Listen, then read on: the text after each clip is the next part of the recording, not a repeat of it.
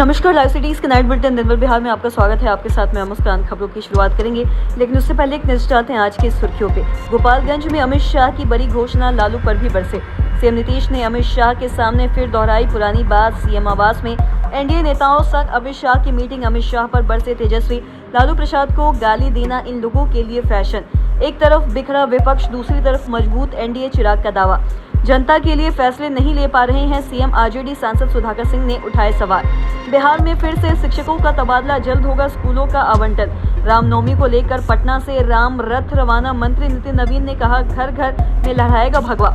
अररिया में कन्हैया कुमार के बाउंसर और कांग्रेस कार्यकर्ताओं में झड़प। बेतिया में भूमि विवाद को लेकर दो पक्षों के बीच खूनी संघर्ष। और खबरें विस्तार से।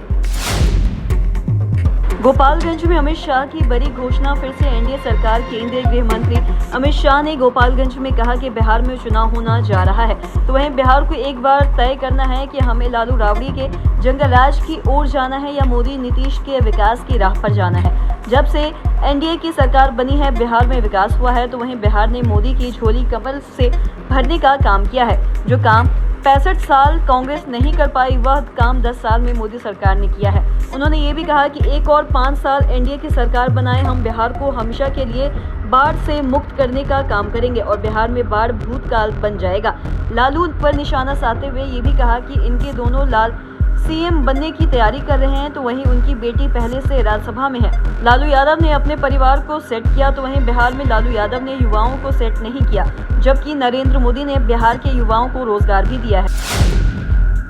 अब कभी इधर उधर नहीं जाएंगे, अमित शाह के सामने फिर बोले सीएम नीतीश। आज फिर केंद्रीय मंत्री अमित शाह की मौजूदगी में नीतीश कुमार ने यह भी कहा कि 2 बार गलती से इधर उधर चले गए थे, लेकिन अब कहीं नहीं जाएंगे। और पटना के बापू सभागार में आयोजित कार्यक्रम को संबोधित करते हुए मुख्यमंत्री नीतीश कुमार ने ये भी कहा कि 2005 से उनकी सरकार लगातार बिहार के विकास के लिए काम कर रही है और वहीं केंद्र की मदद से तेजी से काम भी हो रहा है। उन्होंने ये भी कहा कि चुनाव का जिक्र करते हुए कहा है कि एक बार फिर से हम लोगों की जीत होगी। और सीएम ने ये भी कहा है कि 2 बार गलती से इधर उधर चले गए थे, लेकिन अब तो उधर जाने का सवाल ही नहीं है। सब लोग मिलकर बिहार को आगे बढ़ाने का काम कर रहे हैं। बहुत काम किए हैं, आगे भी करना है।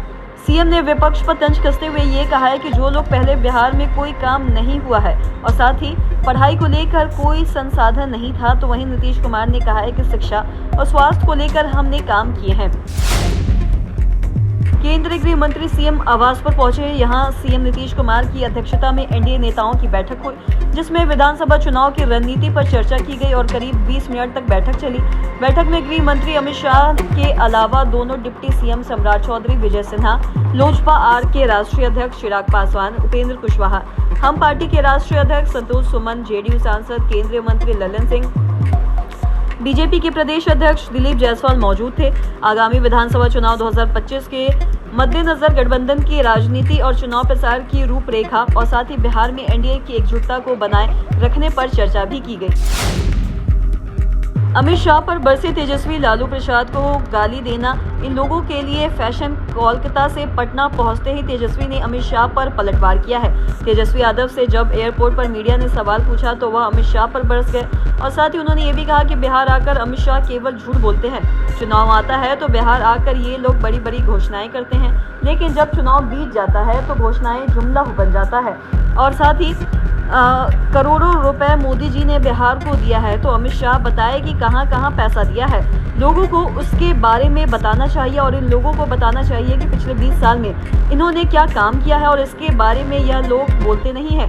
लालू प्रसाद को गाली देना लोगों का फैशन है, लेकिन उससे कोई फर्क नहीं पड़ने वाला है और झूठ बोलेंगे, ठगने की कोशिश करेंगे या जहां चुनाव होगा वहां चले जाएंगे। केंद्रीय मंत्री चिराग पासवान ने दावा किया है कि बिहार विधानसभा चुनाव में एनडीए की जीत होगी और उन्होंने कहा है कि एनडीए के पास नेता, नीति और अच्छी नीयत है, जबकि विपक्ष के पास ना तो नेता, ना और नेतृत्व और ना ही गठबंधन का स्वरूप बन पा रहा है। उन्होंने ये भी कहा है कि केंद्रीय गृह मंत्री अमित शाह आज बिहार में है और गठबंधन को लेकर बाकी चीजों पर भी बातचीत होगी। चिराग पासवान ने विपक्ष पर तंज कसते हुए ये कहा है कि आरजेडी और कांग्रेस के नेता एक दूसरे के कार्यक्रम में भी नहीं जाते हैं और ऐसे में गठबंधन का क्या होगा आप लोग समझ सकते हैं। उन्होंने कहा कि महागठबंधन में कांग्रेस कभी नहीं चाहेगा कि 70 सीट से कम मिले, उनको मिलना भी नहीं चाहिए क्योंकि वह राष्ट्रीय पार्टी है। लेकिन आरजेडी कभी इसे स्वीकार करना नहीं चाहेगी। और केंद्रीय मंत्री ने कहा है कि एक तरफ विपक्ष है जिसके पास ना तो नेतृत्व है और ना ही गठबंधन पर सहमति बन पा रही है, तो वहीं दूसरी तरफ एनडीए है जिसके पास नेता, नेतृत्व और गठबंधन दलों से में बेहतर समन्वय है। तो वहीं इस बार एनडीए ऐतिहासिक जीत दर्ज करेगी और साथ ही फिर से सरकार बनाएगी। बक्सर से आरजेडी सांसद सुधाकर सिंह ने बिहार के मुख्यमंत्री नीतीश कुमार के स्वास्थ्य को लेकर बड़ा दावा किया है। बता दें कि उन्होंने ये भी कहा है कि जेडीयू और भाजपा मुख्यमंत्री की स्वास्थ्य स्थिति को जनता से छिपा रही है। तो वहीं आपको बता दें कि उन्होंने ये भी कहा है कि नीतीश कुमार बिहार की 13 करोड़ जनता के लिए फैसला नहीं ले पा रहे हैं। और महाराष्ट्र के एकनाथ शिंदे का उदाहरण देते हुए उन्होंने ये भी कहा है कि सरकार को मुख्यमंत्री बदल देना चाहिए। उन्होंने चेतावनी दी है कि आने वाले चुनाव में बिहार की जनता उन्हें सत्ता से बाहर कर देगी। तो वहीं बिहार कांग्रेस प्रभारी कृष्ण अल्लावरू के बयान पर टिप्पणी करने से सांसद ने इनकार किया और इसे पार्टी की आंतरिक मामला भी बताया।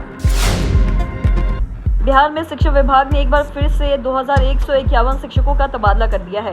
शिक्षा विभाग की तरफ से इसको लेकर आदेश जारी किया गया है। तो वहीं इन शिक्षकों के बीच अगले महीने के पहले सप्ताह में स्कूलों का आवंटन कर दिया जाएगा। पत्नी की पदस्थापना के आधार पर पुरुष शिक्षकों का तबादला किया गया। तो वहीं दरअसल बिहार में लंबे समय से तबादले का इंतजार कर रहे शिक्षकों का तबादला किया गया। तो वहीं सबसे पहले इन शिक्षकों का तबादला किया गया तो जिन्हें इसकी सख्त जरूरत है और असाध्य रोग, दिव्यांगता, विधवता, पति की पदस्थापना के आधार पर तबादला किए जा रहे हैं। तो वहीं बीते 24 मार्च को भी 10,225 शिक्षकों का तबादला किया गया। जब एक बार फिर से शिक्षा विभाग ने 2151 शिक्षकों का तबादला कर दिया, तब इस बार 2151 पुरुष शिक्षकों को पत्नी की पदस्थापना के आधार पर तबादला किया गया। तो वहीं कुल 2390 शिक्षकों ने पत्नी की पदस्थापना को आधार बनाते हुए तबादले के लिए आवेदन किया है, जिसमें 2151 शिक्षकों के तबादले पर शिक्षा विभाग की सहमति मिली है। रामनवमी को लेकर पटना जंक्शन स्थित हनुमान मंदिर से श्री राम रथ को रवाना किया गया और साथ ही यह रथ शहर में धूम कर लोगों के बीच पहुंचकर रामनवमी में शामिल होने के लिए निमंत्रण किया गया। बता दें कि इस मौके पर केंद्रीय मंत्री गिरिराज सिंह, पटना साहिब सांसद रविशंकर प्रसाद, पथ निर्माण मंत्री नितिन नवीन सहित अन्य लोग मौजूद थे। सभी ने पूजा अर्चना की, जय श्री राम के नारे लगाए और नारियल फोड़कर इस शुभ काम का भी शुरुआत किया। मंत्री नितिन नवीन ने कहा है कि इस रथ के माध्यम से घर घर जाकर हिंदू व नव वर्ष की बधाई, महावीर ध्वज लगाना और साथ ही में 6 अप्रैल का निमंत्रण देगी। तो वहीं सभी लोग हर्षोल्लास से रामनवमी का त्योहार मनाएं और घर घर में भगवा लहराए। यह रात पूरे पटना में 9 दिन घूमेगा और साथ ही हर वर्ग को, चाहे वो पिछड़ा हो या दलित, राम जी ने उन्हें आगे बढ़ाने का काम किया है।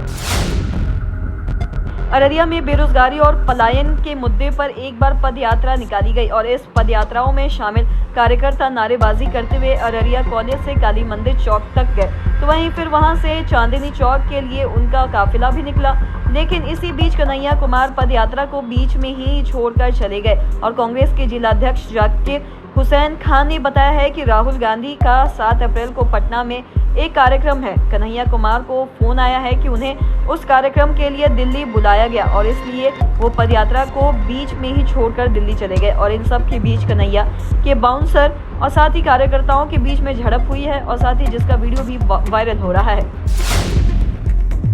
बेतिया में भूमि विवाद को लेकर 2 पक्षों के बीच जमकर पिटाई हुई है। वहीं दोनों तरफ से खूब ईंट पत्थर चले। मामला बेतिया के मझौलिया के रामनगर बनकट गांव का है। तो वहीं भूमि विवाद को लेकर आपस में 2 पक्षों के बीच विवाद हुआ और विवाद देखते इतना बढ़ गया कि दोनों तरफ से ईंट पत्थर चलने लगा और विवाद मारपीट में तब्दील हो गया और मारपीट ने हिंसक रूप धारण कर लिया और दोनों पक्षों की तरफ से जमकर ईंट पत्थर चलने लगे। और इस विवाद में दोनों पक्षों से करीब 1 दर्जन से अधिक लोग घायल बताए जा रहे हैं और पुलिस मामले की जांच में भी जुटी हुई है। तो आज के इस वीडियो में इतना ही। अगर आपने अब तक हमारे चैनल को सब्सक्राइब नहीं किया तो तुरंत कर लिए, साथ ही हमारे फेसबुक पेज को लाइक करें। वीडियो देखने के लिए आपका धन्यवाद।